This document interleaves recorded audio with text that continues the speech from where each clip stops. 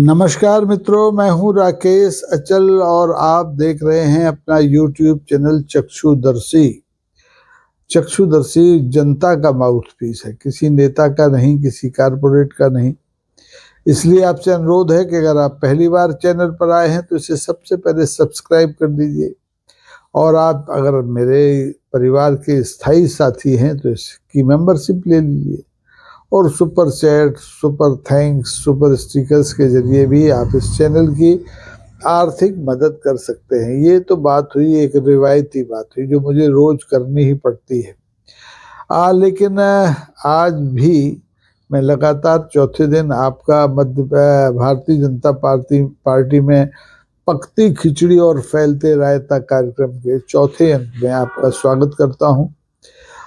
दोस्तों, दिल्ली कभी जल्दबाजी में फैसला नहीं लेती, लेकिन जब फैसला करती है तो शतरंज की जो पूरी बिसात होती है वो बदल जाती है। अब क्या देश की राजनीति में और क्या मध्य प्रदेश की राजनीति में कोई बड़ा परिवर्तन होने वाला है, इस पर हम बात करेंगे इस चौथे अंक में। दोस्तों, भारतीय जनता पार्टी शुरू से संतुलन की राजनीति करती आई है, चाहे वो अंतर्राष्ट्रीय मामले हों, चाहे राष्ट्रीय मामले हों, चाहे प्रादेशिक मामले हों।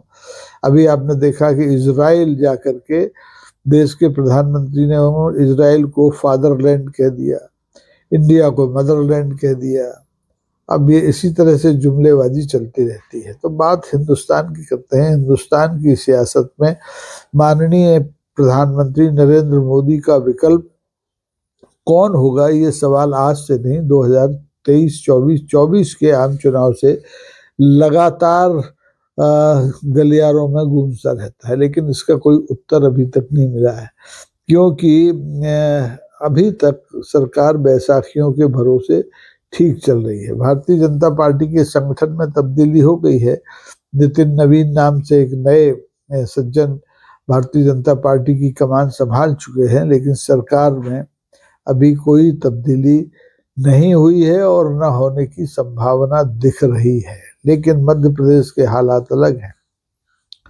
मध्य प्रदेश में डॉक्टर मोहन यादव यकीनन मध्य प्रदेश के मुख्यमंत्री हैं, और मेरे ख्याल से मोहन यादव मध्य प्रदेश के 19वें मुख्यमंत्री हैं जिन्होंने 22 दिसंबर 2023 को मुख्यमंत्री पद की शपथ ली थी। और शपथ लेने के पहले दिन से लेकर के आज तक, अभी तक जब हम बात कर रहे हैं, उनकी कुर्सी सुरक्षित नहीं दिखाई देती, हिलती डुलती रहती है। उनकी कुर्सी पर पता नहीं कितनी नजरें लगी हैं। ये तो अच्छा है कि दिल्ली का संरक्षण उन्हें प्राप्त है, समर्थन उन्हें प्राप्त है, लेकिन इसके बावजूद भी स्थितियों में कोई परिवर्तन नजर नहीं आता। उनकी कुर्सी को लेकर के जो भूडोल की स्थिति है संगठन में और सरकार में, वो लगातार बनी हुई है। दोस्तों, जब राजनीतिक परिस्थितियां ऐसी हों कि स्थिरता के नाम पर भीतर भीतर कंपन हो, तो मौन भी रणनीति बन जाती है। मध्य प्रदेश में डॉक्टर मोहन यादव मुख्यमंत्री जी हैं, उनके खिलाफ एक नहीं है, आधा दर्जन भारतीय जनता पार्टी के नेता, मंत्री, विधायक, सांसद लगे हुए हैं कि जी कब हटे यहाँ से और कब उनका कोई जो पद है दूसरा हासिल करें। आगे की श्रेणी में जिन लोगों के नाम है वो हम बार बार पिछले अंकों में भी आपको दोहरा चुके हैं, आज भी बता देता हूँ कि चाहे वरिष्ठ मंत्री जो स्थानीय शासन मंत्री हैं कैलाश विजयवर्गीय हों, चाहे प्रहलाद पटेल हों, चाहे पूर्व मुख्यमंत्री शिवराज सिंह चौहान हों, और चाहे विधानसभा का चुनाव हारे हुए डॉक्टर नरोत्तम मिश्र हों, सबके सपनों में रोज मुख्यमंत्री की कुर्सी आती है। और इसे हिलाने के लिए ये सब लोग अलग अलग तरीके से काम भी कर रहे हैं। कोई केकई मोड में है, कोई मंथरा मोड में है, कोई जंत्र तंत्र मंत्र करा रहा है। तो सब को ये लगता है कि मुख्यमंत्री का पद कोई पट्टा नहीं है, ये छीना भी जा सकता है, झपटा भी जा सकता है, हासिल भी किया जा सकता है। तो जैसे मैंने बताया कि कैलाश विजयवर्गीय साहब हैं, वो अपने ढंग से मुख्यमंत्री के खिलाफ खड़े नजर आते हैं। पूर्व गृह मंत्री हैं डॉक्टर नरोत्तम मिश्रा, वो अपने ढंग से तंत्र मंत्र का सहारा ले रहे हैं, लेकिन इससे कोई बहुत ज्यादा फर्क पड़ नहीं रहा है। मध्य प्रदेश की राजनीति में दरअसल ये मुख्यमंत्री की भी परीक्षा है, जैसा कि मैंने पहले भी कहा, और ये भारतीय जनता पार्टी के संगठन की भी परीक्षा है। भाजपा हाईकमान को लगता है कि मंत्रियों को, विधायकों को सब्र रखने की नसीहत देकर के काम चलाया जा सकता है, लेकिन बावजूद इसके इन सबका जो सब्र का प्याला है वो छलकता दिखाई देता है, क्योंकि संगठन भी सरकार के लिए ऐसा कुछ नहीं कर पा रहा है कि असंतोष दूर हो जाए। संगठन न तो निगम मंडलों में मनोनयन करा पा रहा है, न नियुक्तियां करा पा रहा है, और ऐसे में जो डॉक्टर मोहन यादव हैं उनके उत्तराधिकारियों की उछल कूद लगातार बढ़ रही है। लेकिन दिल्ली कब तक ये संतुलन बनाए रख सकती है, ये एक बड़ा सवाल है।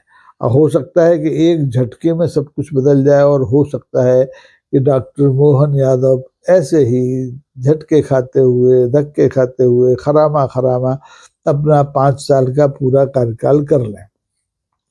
मित्रों, मैं आपको याद दिला दूं कि इस प्रदेश में, मध्य प्रदेश में भारतीय जनता पार्टी जब पहली बार सत्ता में आई थी आपातकाल के बाद, तो उस समय स्वर्गीय हो गए अब तो सुंदरलाल पटवा 21 महीने काम कर पाए।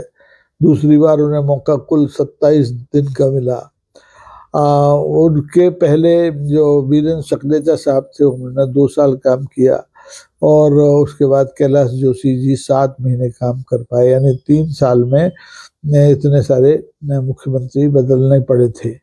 अभी 2003 में जब भारतीय जनता पार्टी सत्ता में आई, बड़े संघर्ष के बाद, जिसने दिग्विजय सिंह की कांग्रेस सरकार को सत्ता से बाहर किया, बंटा धार का स्लोगन दे करके, जुमला उछाल करके, तो ये जो जुमला देने वाली थी, भारतीय जनता पार्टी को मध्य प्रदेश में स्थापित करने वाली जो भाजपा की पहली मुख्यमंत्री बनी ये 2003 में, उमा भारती कुल 9 महीने मुख्यमंत्री रह पाई।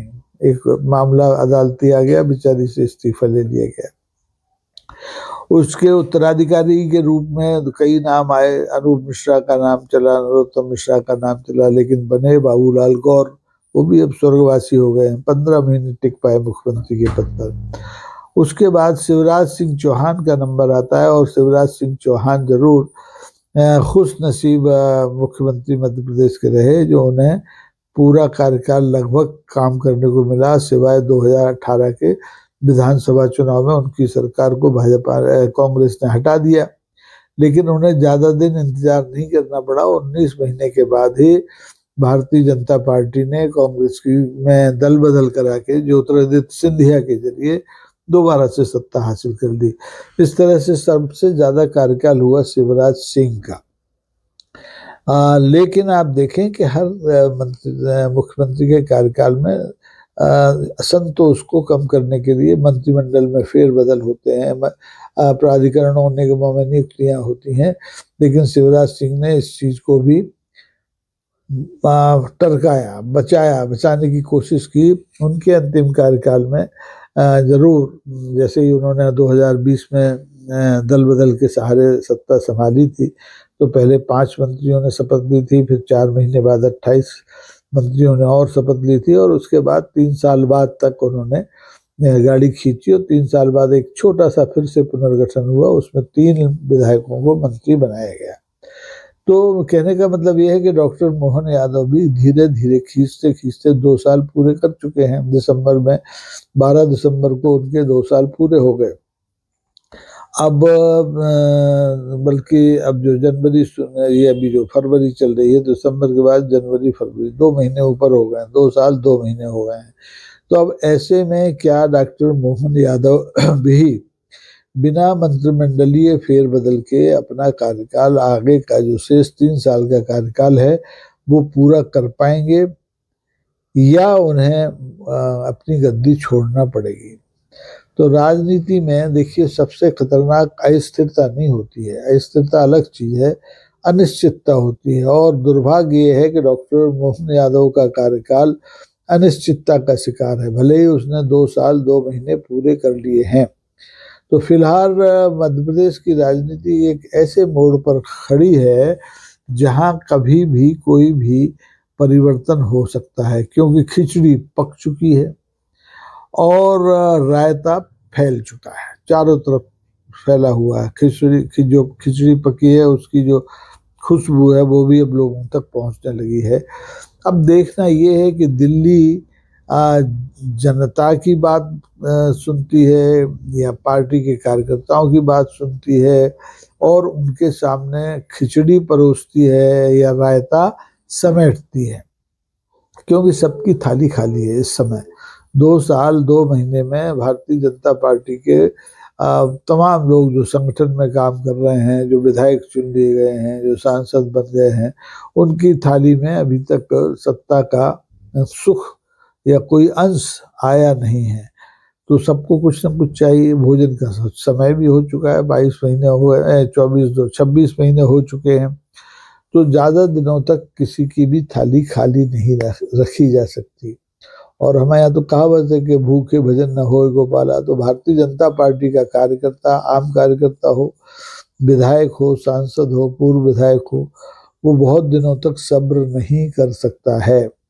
तो अब हमें ये देखना है कि हमारे जो मध्य प्रदेश के 19वें मुख्यमंत्री हैं वो कैसे अपना बाकी का जो कार्यकाल है वो पूरा करते हैं। इसके लिए क्या उन्हें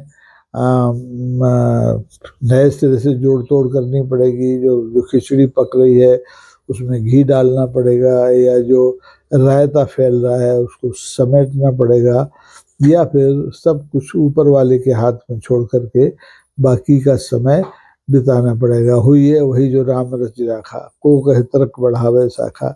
तो माननीय मुख्यमंत्री मोहन यादव तो इस मुद्दे पर बिल्कुल मौन है, और जब भी कोई बात होती है तो वो दाएं बाएं होकर निकल जाते हैं, किसी सवाल का जवाब नहीं देते हैं। लेकिन सवाल आपके ऊपर मैं छोड़ता हूँ, और आप इस बारे में क्या सोचते हैं कमेंट बॉक्स में आए, लिखें अपने विचार, अपना अनुमान, अपने अनुभव, तो बात बनेगी। तो दोस्तों, इससे पहले कि मैं विदा लूं आज के इस अंक के साथ, आपसे फिर से अनुरोध करना चाहूँगा कि अगर आपको आज का एपिसोड अच्छा लगा हो तो कृपा करके इसे शेयर कीजिए, इसे लाइक कीजिए। और अगर आप पूर्व की 1, 2, 3 कड़ियाँ देखना चाहें तो चक्षुदर्शी पर आकर के इनको भी देख सकते हैं। आने वाले दिनों में इसी तरह की और कहानियों से आपको अवगत कराता रहूँगा, और मुमकिन हुआ तो इसी विषय पर एक एपिसोड और बनाने की कोशिश करूँगा। तब तक के लिए बहुत बहुत धन्यवाद, नमस्कार, शुक्रिया।